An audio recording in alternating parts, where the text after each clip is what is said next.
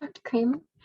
So just a question out of curiosity, Danielle was talking a little bit about how you kind of switched from being like biomedical engineering based to polar scientist.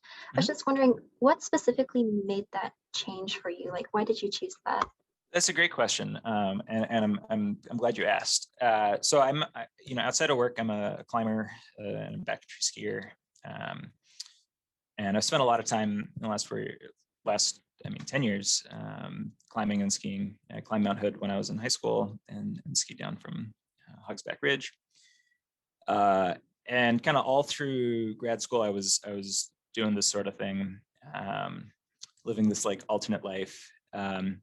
And I was finding that I was taking bigger and bigger risks. And it was getting harder and harder for me to justify the mountaineering that I was doing. So I really wanted the skills that I had developed, through my through my mistakes and close calls, to be useful to other people somehow. And I've also always had an interest in environmental science. My ISEF project was an environmental management project. I've always had an interest in climate change and in the human health effects of climate change. So I was very fortunate to find the role that I'm in, because it was a sort of this unique confluence of both my like ski mountaineering skills and my electrical engineering training for a cause and an issue that I care really, really deeply about. So, in the two papers about the sterilization of respirators that Danielle shared with us, I noticed that you had multiple co-authors from Mm-hmm. many different institutions and like even internationally distant. So, how important was like the collaboration in your research, and then also just your education too? Yeah, that's a great question. So my PhD program was a joint program. So basically, everybody that I worked with, and sometimes it seems like everyone in the city of Boston has multiple affiliations. And one of the reasons that I was drawn to the PhD program that at this joint program between Harvard and MIT was that it really fostered these connections between clinicians and engineers. And I think that a lot of the reason that we were able to have some modicum of success with the respirator sterilization was that we had both engineers and clinicians working together from the get-go. And I think that's really, really important to not be siloed in different corners of academia, especially in healthcare. It's the fact that like basically in the same building, even in normal times, have like nuclear engineers sitting right next to clinicians. Meant that we were able to do some things and to get things right, and to have understanding of how the tools that we were developing would be used in the clinic. That sort of understanding is hard to build without a multidisciplinary team and multidisciplinary training as well. How, like, with everything that's going on in the world, do you stay hopeful, and how do we like engage people who aren't hopeful, like in our science and in our work? Sure. So I should start off by saying that I am not like a seismologist. I'm not a climate scientist. The work that I'm doing is in support of these experiments. I'm developing the tools that the professors at universities are using, but I'm not like collecting the data. I'm not interpreting the data for the climate science itself. That being said, you don't need to be a atmospheric or physical scientist to be depressed and to be concerned about the way things are going. And climate change aside, I think there's been no shortage of very dismal news in the last year. I distinctly remember a moment, must have been in October, where there was still these incredible shortages of PPE. 1,200 healthcare providers in the US had died. I knew people who were sick, who were been disabled, young, healthy people who've been disabled for months by COVID. And you have the administration at the time talking about, retweeting these theories that physicians had made up COVID so that they could bill extra for it.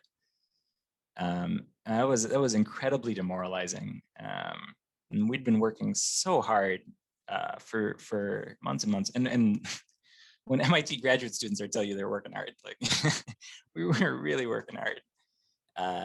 And you know, being undercut. Yeah, it's a good question, and it's something to think about. There's a couple things that give me hope. One is that there's no shortage of smart and capable people, and I'm sure you all fall into that category, who are tackling these issues and who are trying really, really hard.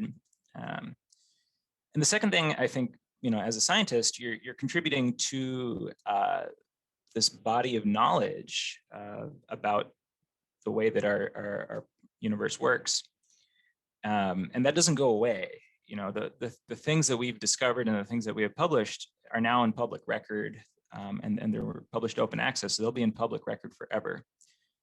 There's going to be another zoonotic pandemic, maybe in 10 years, maybe in a century. They'll be able to look at the work that we did, and they'll be better prepared for it. That gives me a lot of faith as well. What was the rigor like when you were studying biomedical engineering? Did you have time to climb and ski like you mentioned, or did that kind of have to take a backseat during that time? I made time. Okay. Yeah, I mean, I didn't have like the best grades, but I made it work. Yeah, you know, I I don't want to be too much of a bad influence, but at some point you have to take care of yourself. And, you know, I found that I was more productive if I was getting exercise every single day. I was more productive if I was, you know, getting out in the mountains. And so I made it work. You know, was there a trade-off? Maybe, you know, maybe I would have had more papers if I just stayed inside and worked all the time, but it's not who I am.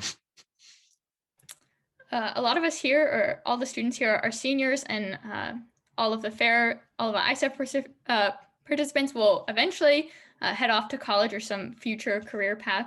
Do you have any practical advice for us students as we venture onto our next place?